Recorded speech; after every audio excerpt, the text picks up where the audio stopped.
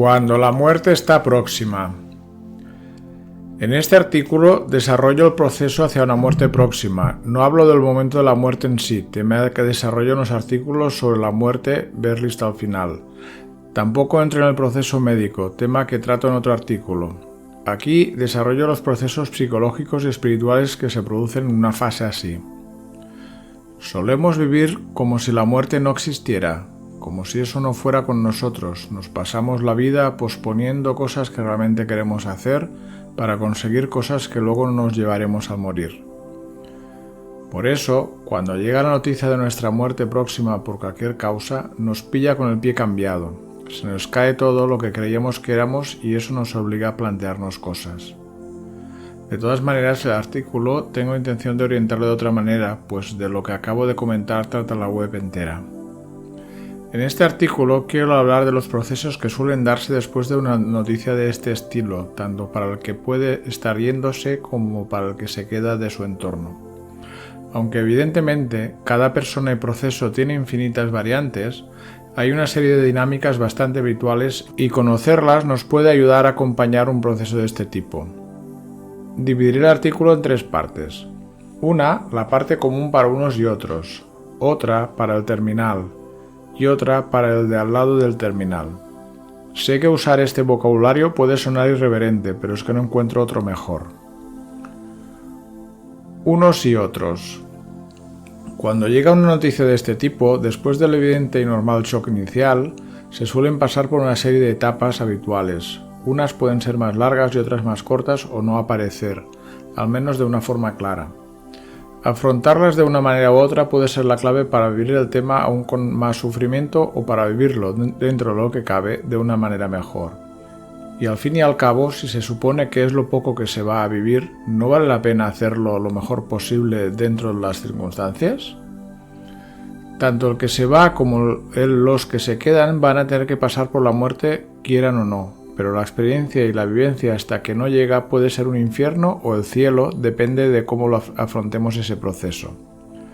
Conozco gente que dentro del lógico e inevitable sufrimiento que se produce durante el proceso fue transformador y muy enriquecedor hasta el punto de sentirse agradecidos por la experiencia.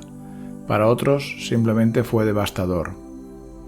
¿Qué sentido tiene malgastar lo poco que queda con dramas? No me refiero a bloquear o esconder emociones y sentimientos, me refiero a elegir una cosa u otra y eso depende de nosotros.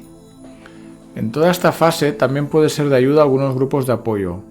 Algo tan sencillo como compartir lo que se está viviendo y ver que otras personas pasan por otras cosas parecidas es muy liberador.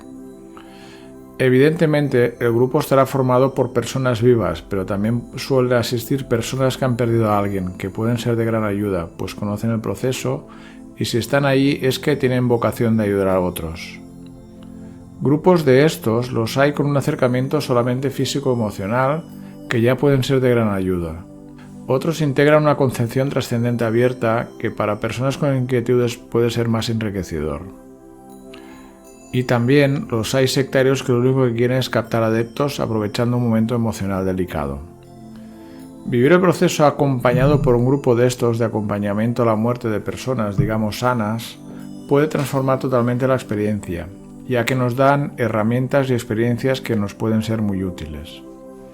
También nos puede ayudar leer libros sobre el tema, como los de la doctora Kubler-Ross, con un acercamiento más físico-emocional sobre el tema, o el libro tibetano de los muertos según nuestras tendencias. Evidentemente, también será muy distinta la primera fase donde muchas veces aparentemente todo sigue igual, o cuando la enfermedad o la edad ya está muy avanzada y se presentan serias limitaciones físicas, dolor, inmovilidad, dependencia, etc., o incluso de consciencia, coma, Alzheimer, etc. Afectará también el tipo de tratamiento y sus efectos secundarios cuando por el dolor se entra en cuidados paliativos. Eso puede hacer que se manifieste un cierto total grado de desconexión de la consciencia. Una reacción que se suele dar también es negarlo y esconderlo al entorno más cercano, especialmente a los niños.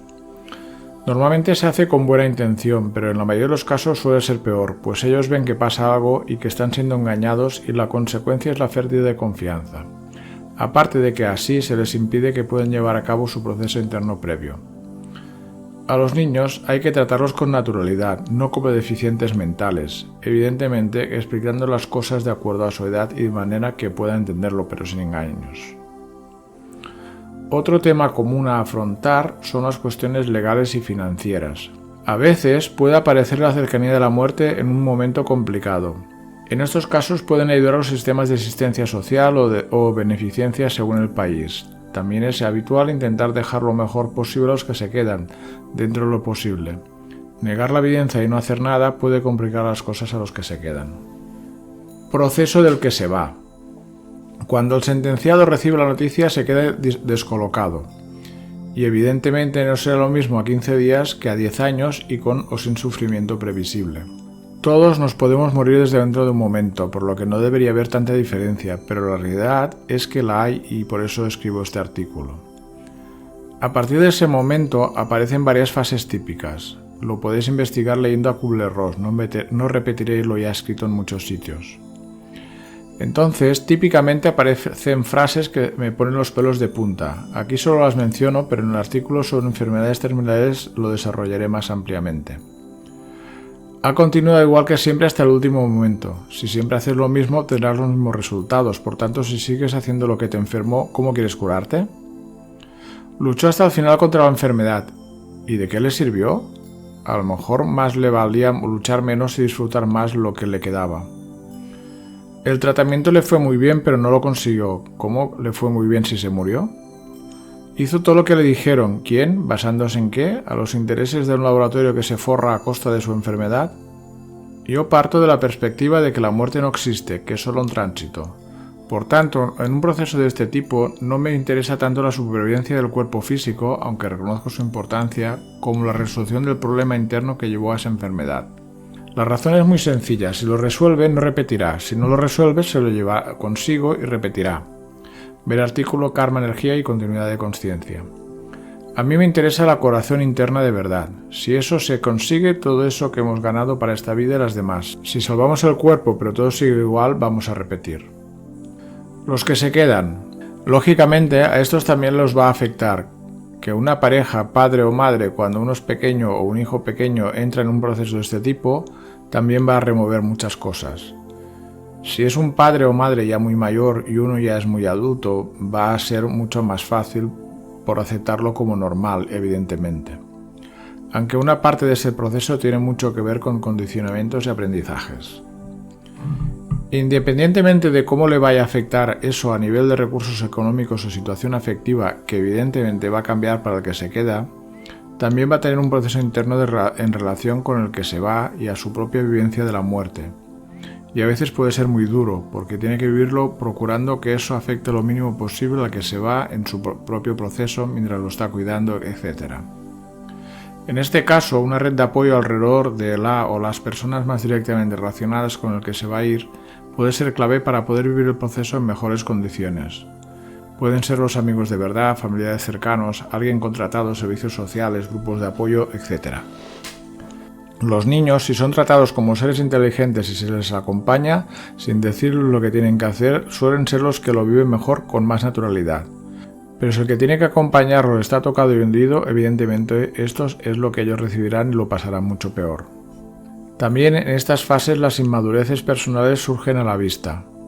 Conozco casos de personas tan inmaduras psicológicamente que en lugar de apoyar y ayudar en la medida de lo posible a que va de camino a la muerte, refuerzan aún más sus juegos psicológicos de manipulación para seguir extrayendo la energía como antes o más. Evidentemente eso no ayuda. En la escuela no se da ningún tipo de recurso emocional para la vida, por lo tanto menos aún para la muerte. Pero evidentemente no me refiero a clase de religión, que no deja de ser una manipulación de la conciencia, sino a conocernos mejor cómo somos y cómo funcionamos. Algún día eso se incorporará a la educación. Que eso ocurra implicará ya un mayor nivel de conciencia general y eso al mismo tiempo generará a su vez un aún mayor nivel de conciencia general. Por eso, en los planes educativos no se incorpora, ya que la gente sin recursos internos es más fácil de manipular. Un buen acompañado al lado del que se va, que le ayude y acompañe en su proceso, pero que le deje vivirlo en libertad, sin atarlo con las propias limitaciones y necesidades, puede lograr milagros respecto a cómo viva la experiencia al que se va. Incluso al final puede que no se vaya dado el alto nivel de transformación vivido. Artículos relacionados: muerte y último suspiro, muerte y emociones, muerte y trascendencia, karma, energía y continuidad de consciencia, sobre la muerte de mi madre.